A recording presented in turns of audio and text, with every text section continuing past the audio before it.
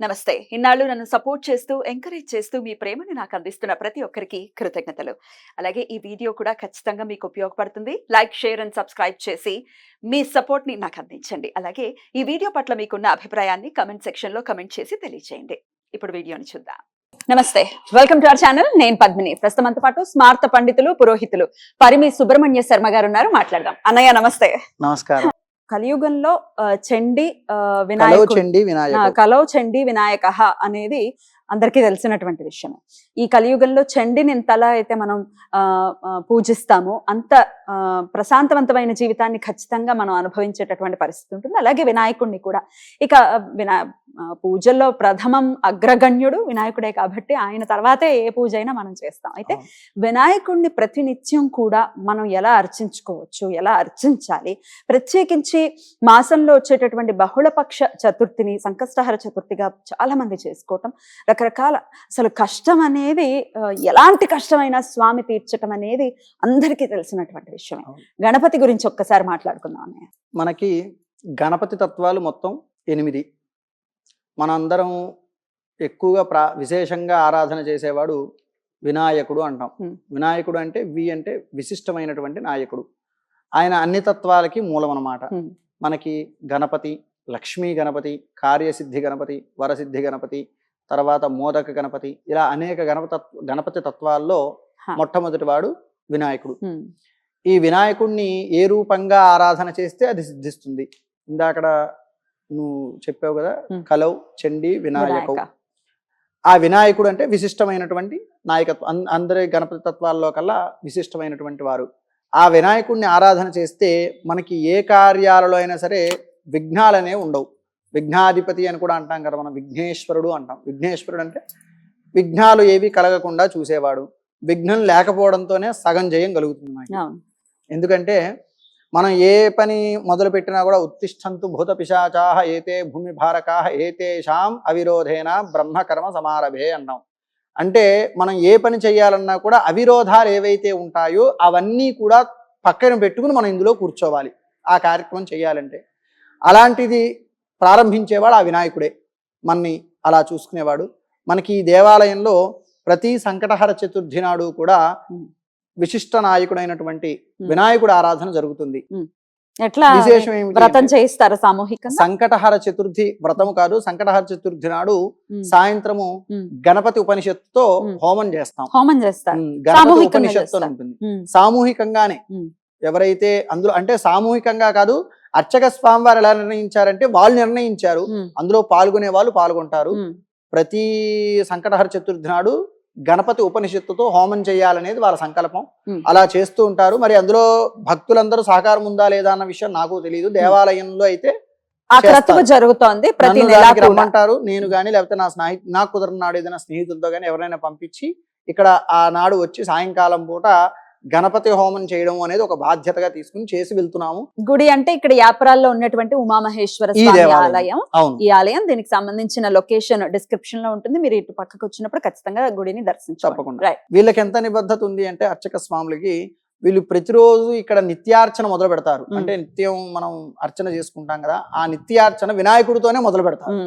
అంటే ఇది ప్రధానంగా ఈశ్వరాన్ని మూలపురుషుడు పరమేశ్వరుడు ఈశ్వరాలయం, ఉమామహేశ్వరాలయం అయినప్పటికీ కూడా గణపతితో మొదలు పెడతారు. ఎందుకంటే నేను ఎప్పుడు దేవాలయానికి వచ్చినా వారు వచ్చి పని మొదలంటే శుభ్రం చేసి దీపారాధన మొదలు పెట్టడం చూస్తే ఫస్ట్ ఆ గుడి దగ్గర అంత నిబద్ధతతో ఈ గణపతి వినాయకుడికి ఆరాధన చేస్తూ ఉంటారు. ఇక్కడ ఈ వినాయకుడికి ఆరాధన చేయడం ద్వారానే ఈ దేవాలయంలో ఎటువంటి విఘ్నాలు కలగకుండా అన్ని విషయాల్లోనూ కూడా విఘ్నాధిపతి అయినటువంటి ఆ వినాయకుడే గెలుస్తున్నాడు. అందుకనే భక్తులు అంతమంది ఎవరు వచ్చినా కూడా అక్కడి నుంచే ప్రారంభం చేస్తారు.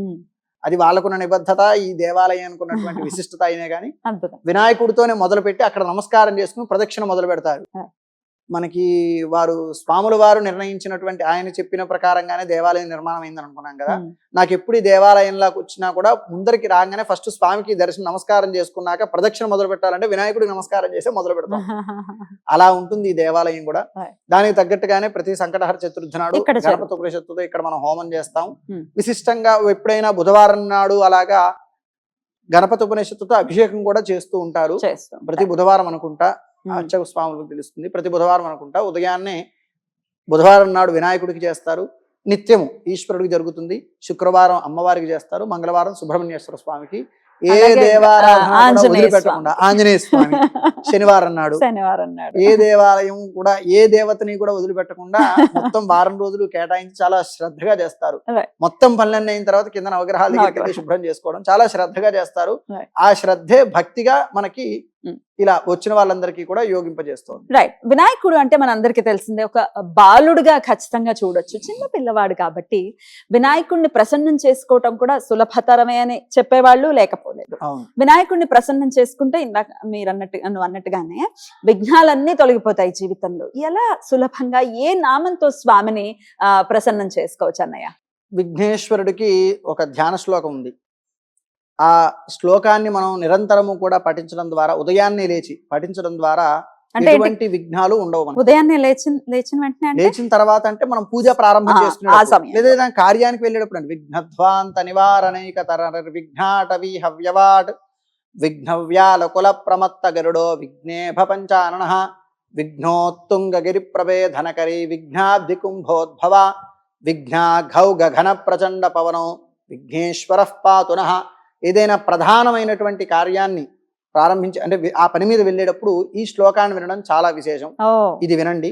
లేదంటే వక్రతుండ మహాకాయ సూర్యకోటి సమప్రభ, ఇది అందరికీ తెలిసిన శ్లోకమే, అందరికీ వచ్చిందే. చిన్నప్పుడు మన పెద్దవాళ్ళందరూ నేర్పించుంటారు. లేకపోయినా ఈ శ్లోకం మనం ఎక్కడ విన్నా కూడా వక్రతుండ మహాకాయ సూర్యకోటి సమప్రభ అవిఘ్నం కురుమే దేవ సర్వకార్యేషు సర్వదా, చాలా చెప్పుకోవడానికి తేలికమైనటువంటి శ్లోకం. ఇది కూడా దాని అర్థం విఘ్నాలు లేకుండా మనకి చేసే కార్యాల్లో జయం కలగాలని చేసుకోవడమే. అలా విఘ్నేశ్వరుడికి ఉద్దేశించి మనకి స్వామివారి ద్వాదశ నామాల శ్లోకం ఉంటుంది. ప్రణమ్య శిరసాదేవం గౌరీపుత్రం వినాయకం భక్తావాసం స్మరే నిత్యం ఆయు కామార్థ సిద్ధయే. ప్రథమం వక్రతుండం చ ఏకదంతం ద్వితీయకం తృతీయం కృష్ణపింగాక్షం ఘనవక్త్రం చతుర్థకం లంబోదరం పంచమం చ షష్ఠం వికటమేవ చ సప్తమం విఘ్నరాజం చ ధూమ్రవర్ణం తథాష్టకం నవం ఫాలచంద్రం చ దశమంతు వినాయకం ఏకాదశం గణపతిం ద్వాదశంతు గజాననం. ఈ 12 నామాలు ఎవరైతే భక్తి శ్రద్ధగా పఠిస్తారో, లేదంటే విన్నా కూడా మనకి ఇందులోనే వస్తుంది. ద్వాదశంతు గజాననం ద్వాదశైతాని నామాని త్రిసంధ్యం యః పఠే నరః నచ విఘ్న భయం తస్య సర్వసిద్ధికరం ప్రభో. మనకి అందులోనే ఉందిగా, నచ విఘ్న భయం తస్య, విఘ్నం ఉండదు, ఏ కార్యక్రమంలో విఘ్నం ఉండదు, భయం ఉండదు, సర్వసిద్ధికరం. ఈ మనం కలవు చండీ వినాయకం అనుకున్నట్టుగా ఈ 3 శ్లోకాలు చాలా ప్రధానం. ఎందుకంటే నేను ప్రతినిత్యము చదువుకునే శ్లోకాలు, అందుకే అంత అనర్గళంగా చెప్పగలిగాను. ప్రతినిత్యము ఈ 3 శ్లోకాలు మనం ప్రారంభించే ముందు విన్నా చదవగలిగిన యోగ్యం ఉంటే ఇవి ప్రతి వాళ్ళు చదవచ్చు ఈ శ్లోకాలే కాబట్టి చదువుకోగలిగితే మరీ మంచిది. లేదా విన్నప్పటికీ కూడా ఆ విఘ్ననాయకుడు మన కార్యాలకి జయం కలిగిస్తాడు. ఆయన ఇందాక నువ్వు చెప్పినట్టు బాలుడు అంటే మనం బాలుడిగా మనం అర్చన చేసుకుంటున్నాం, కానీ ఆయన మహత్తరమైనటువంటి స్వామి. అంటే ఆ తత్వం కలిగిన మనం ఎందుకు చూసాము అంటే మనకి తెలిసినంత వరకు వినాయక వ్రత కథలో బాలుడినే కీర్తించారు, బాలుడు గురించే ఉంటుంది. అండ్ పిల్లలకి ఎలాంటి కల్మషం ఉండదు, ఎంత ఈజీగా మనకి చాలా ఈజీగా ఉంటారు పిల్లలు. అవును, అలాంటి తత్వం కలిగిన వాడు వినాయకుడు అనేది మనకి. రాక్షస సంహారం చేసినట్టుగా వినాయకుడు ఎక్కడా ఉండదు, కానీ ఏ రాక్షస సంహారం చేయడానికి వెళ్ళే దేవుడైనా వినాయకుడికి దండం పెట్టలేదు అనేది ఉండదు. కాబట్టి అలాంటి స్వరూపం ఆ వినాయకుడిది. అందుకనే కలవు చండీ వినాయకం అని అంటారు. అసలు అంటే బాలుడు అనేది పరిపరి విధములుగా రకరకాల ఎగ్జాంపుల్స్ ఉన్నాయి. ఆ ఆత్మలింగాన్ని అక్కడ పెట్టేయటం అవ్వచ్చు, రావణాసురుడు సగం ఓడిపోవడానికి అదొక కారణం కదా, జీవితంలో ఓడిపోవడానికి అదొక కారణం. ఆత్మలింగం అంటే ఇంకేమిటి, రావణాసురుడికి అసలు ఇంకేముంది అసలు. మన లోకాన్ని ఉద్ధరించాడంటే అది వినాయకుడు మాత్రమే. అది పిల్లలు మాత్రమే చేయగలరు అలాంటి కార్యం. అలా అనమాట. ఎనీవేస్, పిల్లలు ఎంత ముగ్ధ మనోహరంగా ఉంటారో, పిల్లలు ఎంత సౌమ్యంగా ఉంటారో, పిల్లలు ఎంత ప్రేమని అందిస్తూ ఉంటారో, అలాంటి తత్వం కలిగిన వాడు వినాయకుడు అనేది నా భావన. అందుకని అడగడం జరిగింది. సో ప్రతినిత్యం కూడా ఈ 3 శ్లోకాలని ఎవరైతే చదువుకుంటూ ఉన్నారో, వింటూ ఉన్నా వచ్చేస్తుంది నెమ్మదిగా. ఖచ్చితంగా విఘ్నాలు అనేవి జీవితాల్లో తొలగిపోతాయి అని చెప్తున్నాం. రైట్ అన్నయ్య, చాలా అద్భుతంగా వివరించా. థ్యాంక్ యూ సో మచ్ అన్నయ్య. నమస్తే.